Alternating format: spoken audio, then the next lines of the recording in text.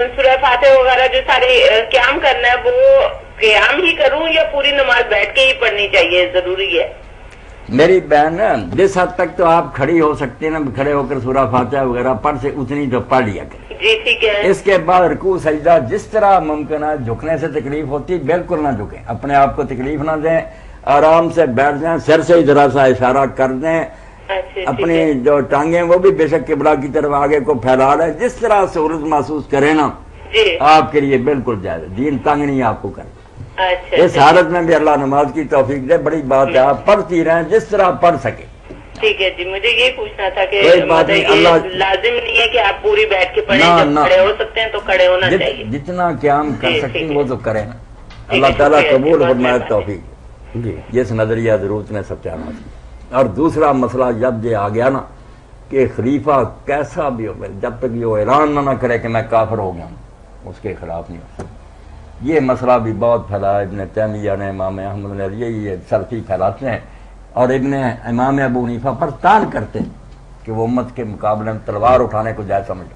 نیکی گناہ بن گئی. اس نے کہا بدماش حاکموں کو اٹھو، انہوں نے عیب بنا دیا. بڑے بڑے لکھتے ہیں، زبیر علی زئی صاحب بھی لکھتے ہیں کہ ابو حنیفہ مجرم ہے. وہ کہتا ہے خروج کرو. خروج نہیں کرنا تو اور کیا کرنا؟ اسی لیے امت تباہ ہوگی کہ خروج نہیں کرتی. خروج خلیفہ برحق کے خلاف نہیں کرنا. جو امت نے چنا ہے، نیک چنا تھا، کچھ خرابیاں ٹھیک ہے، ورنہ جیسے امام ابن حزم کہتا کہاں گئی تمہاری حدیثیں کہ خروج نہ کرو؟ جب علی خلیفہ بنے تھے کیوں اٹھے حضرت طلحہ، زبیر، عمر، عائشہ، حضرت معاویہ اور ان کے مقابلے میں علی نے حدیثیں نکالی کہ میں بے شک قاتل ہی ہوں مسلمان کا، کیوں میرے خلاف اٹھتے؟ نہ اس نے پیش کی نہ انہوں نے سوچا. معلوم ہو گیا امت جانتی تھی کہ یہ کوئی مسئلہ نہیں. بعد میں کہتے ہیں حضرت حسین اٹھے، مدینے والے اٹھے جن نے مہاجر انصار سے، کہاں گئی تھی حدیثیں اس وقت؟ کیوں نہیں یہ پیش ہوئی؟ کیوں جعلی مسئلے گڑ لی؟ ابن اشعث اٹھا حجاج کے مقام میں، سارے قراء جتنے حدیث کے عالم ہیں سارے اس کے ساتھ تھے. اس لیے طے ہو گئی بات کہ یہ سب بعد میں بڑی گڑی ہے بات کہ ظالموں کے سامنے لوگ سر جھکائے بیٹھے رہے. ورنہ اجماع ہو گیا حکومت کا بھی مخالفوں کا بھی اٹھ سکتے. اب حق پر کون ہے نہ حق پر وہ الگ بات ہے، مگر یہ کسی نے نہیں کہا کہ اٹھنا ہی گناہ ہے. علی جیسے آدمی کیوں نہیں، کوئی نہیں کہہ سکا. یہ پتا چل گیا کہ یہ مسئلہ جھوٹا کہ حکمران کے مقابلہ میں نہ اٹھو، موقع ملے تو گردن دبوچ لینی چاہیے. کون ہے امت کے سر پر تم سوار ہونے والا؟ ہاں یہ مسئلہ اگر رہتا. اب حضرت حسین علی کے اسی لیے پیش پڑے ہوئے نا. اصل میں بنیاد یہ ہے کہ بے شک یزید جو چاہے تھا کلمہ کو تو تھا. اب جو اس عقیدے پر وہ حضرت حسین کو باغی نہ سمجھے تھا اور کیا کرے، اور جو میرے عقیدہ کیا ہے وہ حضرت حسین رضی کو کیوں نہ مجاہد اکبر سمجھے کہ فاسق حکمران کے خلاف اٹھنا نہیں تو اور کیا کرنا. نظریے دو ہے، ایک ابن تیمیہ کا ہے، ایک ابن حزم کا. پہلے اس کو سمجھیں گے تو بات بنے گی، ورنہ یہ مسئلہ حل نہیں ہوگا. پھر یہی ہوگا کہ کیوں سیف کی اجازت دی ابو حنیفہ رحمۃ اللہ نے کہ تلوار اٹھاؤ. بعد میں ان کے ماننے والے پھر گئے، وہ بھی نظریہ ضرور کے قائل ہو گئے، مگر امام ابو حنیفہ اور امام مالک اللہ ان پر ہم دونوں نے ساتھ دیا. ان لوگوں کا جو اولاد فاطمہ میں سے اٹھے تھے، حضرت زید بن علی، عبداللہ بن حسن کے بیٹے نفس کیا، بلکہ ان اماموں نے فتوے دیے کہ نفلی حج کرنے سے 50 نفلی حج کرنے سے بہتر ہے کہ ان کا ساتھ دو اور ان ظالم حکمرانوں کو اٹھاؤ.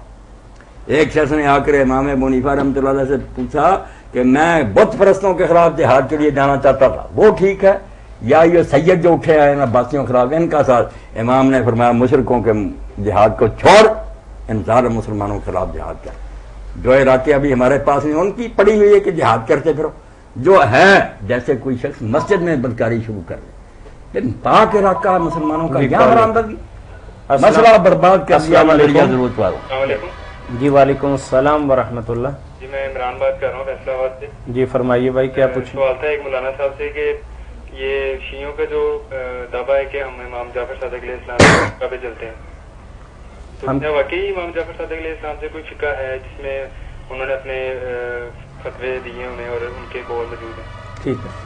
امام جعفر صادق رحمۃ اللہ علیہ کے بارے میں ان کا علمی مرتبہ اور مقام اور اہل تشیع جو ان کے فتاوا کو مانتے ہیں اس کے متعلق سوال ہے. عمران صاحب ان کے علم اور تقوی کو تو مانتے ہیں، ان کے سوال سے ظاہر ہوتا ہے ان کے علم کے تو منکر نہیں. وہ صرف پوچھ رہے ہیں کہ شیعہ حضرات جو اپنے آپ کو منسوب کرتے ہیں کہ ہماری فقہ امام جعفر صادق کی، واقعی ان کی کوئی فقہ یہ پوچھا، یہی سوال ہے میرا، یہی سوال۔ یہ ٹھیک ہے بھائی کہ ہر گروہ نے جس طرح بہت سی جب رسول اللہ کے نام پر جعلی حدیثیں گھڑ لی تو امام جعفر صادق بیچارے کیا تھے، لوگ گھڑ لیتے ہیں، ہمارے ہاں بھی لوگوں نے گھڑی ہیں۔ امام ابو حنیفہ کے نام پر کئی مسائل کی کتابیں جعلی بنائی جن کو حنفی فقہا کہتے ہیں، بالکل یہ تو فتنہ ہے ہی۔ ابن حزم جیسے لکھتے ہیں کہ جب تک قیامت نہیں آتی ابلیس ہے اس کی نسل گھٹتی تو رہے گی، مسئلے گھٹتے رہیں گے، یہ الگ بات ہے۔ مگر شیعہ حضرات کا یہ کہنا جو ہے نا کہ یہ فقہ امام جعفر صادق رضی، یہ اسی طرح جس طرح ہم کہتے ہیں یہ ابو حنیفہ کی فقہ، یہ امام مالک کی فقہ، وہ اگر ہم سے پوچھیں کہ تمہارے پاس وہی آئی کہ بھائی جب ایک گروہ مسلسل آ رہا، دفتروں کے دفتر ہیں، اس پر وہ کتابیں لکھ رہے ہیں، تو ان کا دعویٰ تو ٹھیک ہے کہ امام جعفر صادق کے وہ فتوے ہیں، ان کی باتیں ہیں، وہ اس کو مانتے، ہاں جیسے حنفی شافعی مالکی وہ جعفری، کوئی بات نہیں، عالم وہ بڑے تھے۔ امام ابو حنیفہ بھی ان کے شاگرد ہیں، امام مالک جو کہتے ہیں وہ بھی ان کے پاس امام محمد باقر کے رہے، تو ان کا علم و فضل، ان کی فقہ تو ٹھیک ہے، اور جو پڑھتے ہیں ان کو پتہ چلتا ہے کہ اس میں بہت قیمتی باتیں، جو جہالت کی باتیں نا ہر گروہ کی دفع کریں ان کو۔ اب میں ایک بات ہی کہہ دوں، شاید وقت ختم ہو رہا، کہ عالم اسلام میں اس وقت جو بہت بڑے فقیہ ہوئے نا، جن کے تفقہ پر لوگ سارے دنگ تھے کہ سارے مذاہب کو جانتے تھے، پروفیسر محمد ابو زہرا مصر میں تھے، بہت کتابیں لکھی جی، ایک ایک امام پر لیکچر دیے ہیں اس نے یونیورسٹی پر، سمجھنا نا فقہوں کو۔ ابو حنیفہ دور کیا تھا، استاد کون سے تھے، شاگرد کیا ہے، ان کے اصول کیا ہے، کس پر انہوں نے اپنی فقہ کی عمارت قائم کی ہے، پھر مثالیں پتہ چل جاتا ہے سارا مذہب اس طرح کھڑا، مالک، شافعی، احمد، اسی طرح ابن حزم، ابن تیمیہ، ابن قیم، امام زید ابن علی، امام جعفر الصادق، شاہ ولی اللہ، سب پڑھ کے کمال کر لیے۔ تو وہ لکھتے ہیں کہ جب ہم پڑھتے تھے نا فقہ تو ہمارے استاد تھے محمد ابراہیم، اب جب وہ درس دیتے تھے تو جگہ جگہ بحث میں کہہ دیتے کہ امامیہ ایسا کہتے ہیں۔ اب ہم جو کتابیں پڑھتے تھے اس میں تو کہیں ذکر ہی نہیں تھا، اور لوگوں کے حوالے آتے تھے، یہ تو کوئی نہیں لکھتا تھا کہ امامیہ بھی کچھ کہتے ہیں۔ میں نے ایک دن پوچھا کہ شیخ یہ امامیہ کون ہے اور کیا؟ اس نے کہا بیٹا امامیہ ایک بہت بڑا علمی گروہ ہے اور ان کے دفتر ہیں علم کے، مگر جھگڑوں کی وجہ سے لوگ نفرت کر گئے کہ وہ یہ کہتے ہیں، وہ کہتے ہیں، وہ کہتے ہیں تم یہ کہتے ہو، دیواریں کھڑی ہو گئی۔ اب اس نے پھر ایک کتاب لکھی ہے احکام الموارث عند الجعفریہ، خود ابو زہرا نے، وہ کہتا ہے اس کے بعد مجھے شوق ہو گیا، میں نے پھر ان کا بھی پڑھا، اور وراثت پر لکھی ہے۔ سید مودودی جب گیا تھا حضرت قرآن کے سفر پر، سب مقام دیکھنے کے لیے جن کا قرآن میں ذکر، مصر میں بھی گئے، تو ابو زہرا نے پھر اپنے سارے دفتر دے دیے جو انہوں نے کتاب میں لکھی کہ میری طرف سے اجازت ہے آپ ان کے ترجمے کرائیں۔ تو یہ احکام الموارث عند الجعفریہ، یہ جعفریوں کے نزدیک وراثت کا قانون کیا۔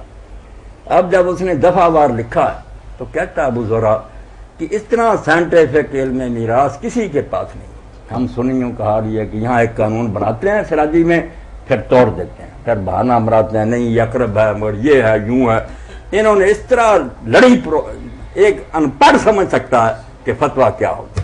صاف سیدھی وراثت کی بات کہ 3 کلاسیں ہیں، ایک ماں باپ ہے اور اولاد ہے، خواہ وہ بیٹا یہ بیٹی، یہ کہہ رہے ہیں بیٹی کی اولاد ہے ذبیح الرحم ہے، وہ کہتے ہیں کافروں والی بات کہ بیٹے کی اولاد اور ہے بیٹی کی اولاد، کیا کرتے ہو تم مرد عورت کے فرق؟ بیٹے کی اولاد ہو یا بیٹی کی اولاد، قیامت تک اگر ایک بیٹی بھی زندہ ہوگی اور ادھر ماں اور باپ میں سے کوئی زندہ ہو، کسی کو نہیں ملے گا، نہ بھائیوں کو نہ چچوں کو، ان کی باری نہیں آئے گی۔ یہ سب سے قریب ہے اس کے ماں باپ اور اس کی اپنی اولاد جو پشتن، ان کے ہوتے کیوں دوسرے لے جائیں؟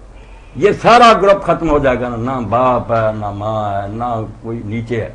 پھر نمبر دوسرا آ جائے گا کہ اس آدمی کے بھائی بہنیں اور دادے دادیاں اور نانے نانی، یہ جو کہتے ہیں نا جدات فاسدات اور اجداد کہتے یہ فاسد نانا، کہتے بناوٹی باتیں، ماں کی طرف سے اور یا دادے کی طرف سے، جو دادے دادیاں نانے نانی اوپر تک آدم علیہ السلام تک، اور ادھر بھائی بہن اور ان کی اولاد، یہ دوسرا گروہ ہے۔ ان میں سے کوئی ہوگا اور ایک مرد یا عورت، سب وہی لے جائیں گے۔ اور اگر یہ سارے ختم ہو جائیں، تیسرا ہے کہ پھپھیاں اور چچے اور خالہ اور ماما، اسبا، ہاں